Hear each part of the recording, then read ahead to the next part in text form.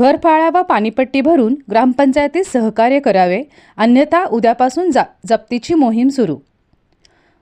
कोरोची येथील ग्रामपंचायतीच्या वतीने आवाहन करण्यात येते की कोरोची नगरीतील नागरिकांनी थकीत घरफाळा व पाणीपट्टी भरून ग्रामपंचायतीला सहकार्य करावे, अन्यथा जप्तीची मोहीम राबवण्यात येणार असून थकबाकीदारांना या कारवाईला सामोरे जावे लागणार, असे आवाहन कोरोची ग्रामपंचायत ग्रामविकास अधिकारी अनंत गडदे यांनी आज ग्रामपंचायतीच्या वतीने केले.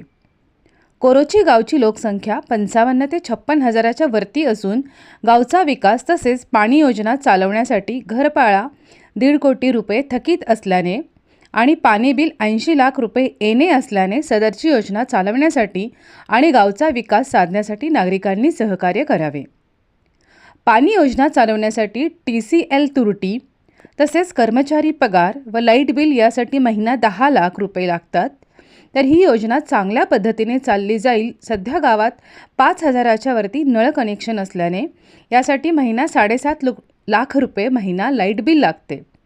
तसेच गावात गटारी, कचरा, दिवाबत्ती व इतर विकास कामासाठी ग्रामपंचायत माध्यमातून होणाऱ्या कामांना गती मिळावी म्हणून कोरोची नगरीतील नागरिकांनी घरफाळा व पाणीपट्टी भरून ग्रामपंचायतीला लवकरात लवकर सहकार्य करावे.